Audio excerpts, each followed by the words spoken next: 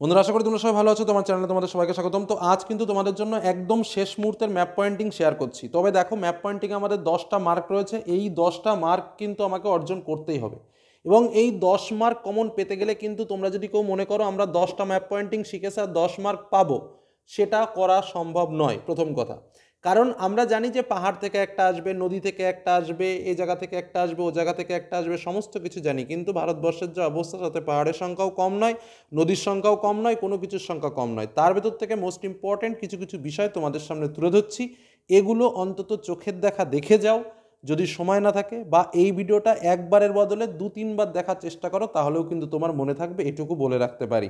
একদম হুবহু 10টার মধ্যে 20টা ম্যাপ পয়েন্টিং যে 10টা আসবে, এটা জিওগ্রাফিতে বলা সম্ভব নয়। তো যেগুলো ইম্পর্টেন্ট রয়েছে সেইগুলোই শেয়ার করছি, এগুলো একটু দেখে রাখো।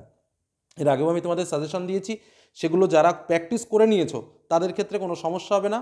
কারণ এর আগে একদম প্রথম দিকেই কিন্তু আমরা একটা ম্যাপের বান্স তোমাদের সামনে তুলে ধরেছিলাম সারা বছর ধরে প্র্যাকটিস করার জন্য। যারা ওগুলো প্র্যাকটিস করেছো তাদের এই ভিডিও না দেখলেও চলবে, এটুকু বলে রাখি। তো চলো, যেগুলো ইম্পর্টেন্ট রয়েছে লাস্ট মুহূর্তে, যেগুলো অবশ্যই চোখের দেখা তোমার দেখে যাওয়া উচিত, সেই বিষয়গুলো বলে রাখি। প্রথম, গডউইন অস্টিন একদম ওপরের এই প্রান্তে আছে। পীর পাঞ্জাল পর্বতশ্রেণী, আমি এখানে যখন মেইন নোটস দিয়েছিলাম তখন অনেকগুলো দিয়েছিলাম, যে তোমার কারাকোরাম, তারপরে তোমার তারপরে জাস্কর, হ্যাঁ, এরকম অনেক কিছু দিয়েছিলাম। কিন্তু পীর পাঞ্জালটা কিন্তু খুব ইম্পর্টেন্ট রয়েছে। তার সঙ্গে শিবালিক পর্বত দেখালে জাস্ট এই নিচের পার্টটা এটুকু দেখিয়ে দেবে। আরাবল্লী দিলে এখানে দেখাবে, বিন্দু দেখালে এখানে দেবে, সাতপুরা দেখালে এখানে দেবে, ছোটনাগপুর মালভূমি যেটা খুব ইম্পর্টেন্ট রয়েছে এখানে দেবে, এবং মেঘালয় মালভূমি যেটা এখানে দেবে। তোমরা প্রয়োজনে একটু স্ক্রিনশটও করে নিতে পারো। আমরা চলে যাবো এবার নেক্সট যে চিত্রটা, অর্থাৎ পর্বত মালভূমি থেকে কিন্তু এই কটা বললাম, এই কটা একটু ভালো করে দেখে যেও।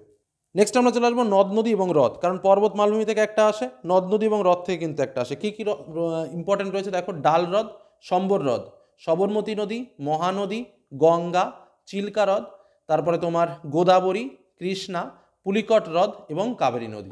দেখো, একদম ঠিক যে কটা প্রয়োজন ঠিক সে কটাকে ইন্ডিকেশন করে দিয়েছি। কী কী বললাম আরেকবার দেখে নাও: ডাল হ্রদ, সম্বর হ্রদ, সবরমতী, গঙ্গা, এদিকে চিল্কা হ্রদ, মহানদী, পুলিকট, কৃষ্ণা, গোদাবরী এবং কাবেরী। এই হলো আমার নদ নদী এবং হ্রদ থেকে। দেখো, আমি ঠিক 10টা ক্ষেত্র বলবো। প্রথমটাই বললাম পর্বত মালভূমি সমভূমি, দ্বিতীয়টা আমি বললাম নদ নদী এবং হ্রদ। এবার চলে যাবো এর পরেরটাই। বেশ, এবার আমরা এলাম উপকূল এবং স্থান, যেখান থেকে কিন্তু একটা আসবে। তো কি কি পয়েন্টগুলো আমরা দেখে নেব। দেখো, থর মরুভূমি, একদম এই মাথাটা বা মরু অঞ্চল দেখালে এই অংশটা তুমি দেখাতে পারো। নেক্সট, উত্তর সরকার উপকূল, করমণ্ডল উপকূল। এবার এইটাকে ঘুরিয়ে অনেক সময় দেয় বছরে 2বার বৃষ্টিপাত যুক্ত অঞ্চল, তখনও কিন্তু আমি এই জায়গাটাকেই দেখাবো। নেক্সট হচ্ছে পক প্রণালী, এই যে যে ফাঁকা যে জায়গাটা, এই জায়গাটা, এটা কিন্তু পক প্রণালী, ঠিক আছে। নেক্সট হচ্ছে ইন্দিরা পয়েন্ট, অর্থাৎ এই যে পয়েন্টটা রয়েছে এই পয়েন্টটাই কিন্তু ইন্দিরা পয়েন্ট বলবে। এটা হচ্ছে মালাবার উপকূল। এই পয়েন্টটা যেটা হচ্ছে স্থলভাগের শেষ সীমানা, সেটা হচ্ছে কন্যাকুমারিকা, এবং এই জায়গাটা রয়েছে আমাদের বোম্বে হাই। তো উপকূল এবং স্থান যে পার্টটা, যেখান থেকে আমাদের একটা আসে, তার জন্য এ কটা একটু তোমাকে দেখে যেতে হবে। চলে যাবো এর পরবর্তী অংশে। এবার আসবো আমরা কৃষিতে। তো কৃষি থেকে তো একটা পরীক্ষাতে আমার আসবেই আসবে। তো কী কী কৃষিগুলো: আখ উৎপাদক অঞ্চল, মনে রাখবে উত্তরপ্রদেশের কথা। চা উৎপাদক অঞ্চল, আসামের কথা মনে রাখবে। ধান উৎপাদক অঞ্চল, নিজের বাড়ির কথা মনে রাখবে, অর্থাৎ পশ্চিমবঙ্গ। কার্পাস উৎপাদক অঞ্চল, কৃষ্ণমৃত্তিকা অঞ্চল যেটা, এবং কফি উৎপাদক অঞ্চল, কর্ণাটক। এই পার্টগুলোর মধ্যে একটা পার্ট আসবে। মানে বিষয়টা হচ্ছে এরকম যে একটার মধ্যে একটা আসবে, একটার মধ্যে একটা আসবে, এটা জানি।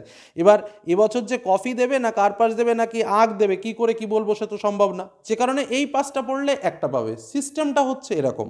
অর্থাৎ তোমাকে এগুলো দেখে যেতে হবে। চলে যাবো এর পরবর্তী। তাহলে কৃষি থেকে আমরা একটা বললাম। নেক্সট পার্ট রয়েছে আমাদের কি শিল্পকেন্দ্র। তো শিল্পকেন্দ্র থেকে একটা তোমার পরীক্ষাতে আসবেই। কি কি: মোটর গাড়ি নির্মাণ কেন্দ্র, যেটা কিন্তু গুরগাঁওয়ে রয়েছে। রেল ইঞ্জিন নির্মাণ কেন্দ্র, যেটা চিত্তরঞ্জনে রয়েছে। পশ্চিমবঙ্গের পেট্রোরসায়ন শিল্পকেন্দ্র, যেটা হচ্ছে আমাদের হলদিয়া, এই পয়েন্টটা। কৃত্রিম পোতাশ্রয়যুক্ত অঞ্চল, যেটা হচ্ছে কলকাতা, এইটা। বৃহত্তম জাহাজ নির্মাণ কেন্দ্র, যেটা বিশাখাপত্তনম। তথ্য প্রযুক্তি কেন্দ্র, যেটা হচ্ছে ব্যাঙ্গালোর, এবং ভারী ইঞ্জিনিয়ারিং শিল্পকেন্দ্র, যেটা হলো হায়দ্রাবাদ। তো এই কটা পার্ট হচ্ছে আমার কিন্তু শিল্পকেন্দ্র থেকে রেডি করতে হবে। ওকে, চলে যাই তার পরবর্তী পার্টে। কি রয়েছে: শহর ও মহানগর। শহর ও মহানগরের মধ্যে আমার একটা পয়েন্ট আসবে। আমাদের কিন্তু হয়ে গেল প্রায়, আর এরপরে আর একটা পার্ট আছে আমাদের, একটা পার্ট করলেই আমাদের শেষ। তো শহর ও মহানগরের মধ্যে কি কি রয়েছে দেখো: কেন্দ্রীয় অরণ্য গবেষণাগার, যেটা রয়েছে দেরাদুন। আচ্ছা, সর্বাধিক জনঘনত্বপূর্ণ কেন্দ্রশাসিত অঞ্চল, যেটা দিল্লি। আবার তোমার প্রধান প্রশাসনিক শহর, সেটাও কিন্তু দিল্লি। বেশ, সর্বনিম্ন জনঘনত্বপূর্ণ রাজ্য কোথায় রয়েছে: এই যে এটা আমাদের অরুণাচল প্রদেশ, যেটা সর্বনিম্ন জনঘনত্বপূর্ণ রাজ্য। ভারতের ডেট্রয়েট কাকে বলা হয়? চেন্নাইকে বলা হয়। ভারতের প্রবেশদ্বার কাকে বলা হয়? মুম্বাইকে বলা হয়। গোলাপি শহর কাকে বলা হয়? জয়পুরকে বলা হয়। এই পয়েন্টটা একটি শুল্কমুক্ত বন্দর যেটা হলো কান্ডালা। ভারতের সিলিকন ভ্যালি কোথায়? বেঙ্গালুরু। আচ্ছা, আরব সাগরের রানী কি? কোচিন বন্দর। এই জায়গাটা মানে এই কটা পার্টের মধ্যে দিয়ে একটা পার্ট আসবে। এবং ভারতের ডেট্রয়েট যেটা হচ্ছে চেন্নাই, সেটা তো বললাম। এই যে, তো তোমরা প্রয়োজন স্ক্রিনশট করে নিতে পারো। আমি একদম প্রত্যেকটা পার্ট তোমাদের সামনে তুলে ধরছি, তোমাদের সুবিধার জন্য তুলে ধরছি। এগুলো একটু ভালো করে রেডি করে রাখো। ঠিক এই কটা পার্টের মধ্যেই তোমরা পরীক্ষায় পাবে। শহর ও মহানগর গেল, এবার আমাদের লাস্ট পার্ট কিছু মৃত্তিকা থেকে বা এদিক ওদিক থেকে যে পয়েন্টগুলো আসে তার মধ্যে দিয়ে একটা পার্টের মধ্যে তুলে ধরা হয়েছে। কী কী রয়েছে দেখো। একটা হচ্ছে পার্বত্য মৃত্তিকা যদি বলে এই অঞ্চলটাকে দেখিয়ে দেবে। আচ্ছা, কলকাতা, এই সুন্দরবন বললে এই যে একদম বাংলাদেশের পাশে যে খাতটা আছে, এই যে এই জায়গাটা, এটাই হলো সুন্দরবন, ঠিক আছে, বা ম্যানগ্রোভ অরণ্য, প্রশ্নটাকে ঘুরিয়ে দিতে পারে। আচ্ছা, ভারতের বৃহত্তম লেগুন যেটা হচ্ছে চিল্কা, এই যে এখানেও একটা খাস থাকে, সেই খাসটার মধ্যে এখানে এই জায়গাটা হচ্ছে চিল্কা। 10 ডিগ্রি চ্যানেল, এটা অ্যাকচুয়ালি এই যে 12 ডিগ্রি চ্যানেল, 12 ডিগ্রি লাইন তো তোমরা দেখতেই পাচ্ছ, তার ঠিক নিচের দিকে এরকম একটা লেভেল থেকে 10 ডিগ্রি চ্যানেলটা যায়। আচ্ছা, আর তোমার চলে আসো কৃষ্ণ মৃত্তিকা অঞ্চল, এটা দিল্লি। এই যে জাস্ট যে কটা পয়েন্ট দিল্লি এর আগে পরেও দেখিয়েছি, যে কটা পয়েন্ট তোমাদের জন্য দেখালাম, এ কটা পয়েন্ট কিন্তু ভালো করে রেডি করো। পরীক্ষার হলে একদম হুবহু দেখবে তোমরা এখান থেকেই কমন পেয়ে যাচ্ছ। তোমাদের এটুকুই বলবো, এইগুলো ভালো করে প্র্যাকটিস করে রাখো। ওকে, তাহলে আজকের মতো এখানেই শেষ করলাম। Best of luck. আশা করছি 10টা এখান থেকে কমন পাবো এবং পরীক্ষার হলে করে 10-এর মধ্যে 10 নিয়ে বাড়ি ফিরবো। ওকে, ধন্যবাদ।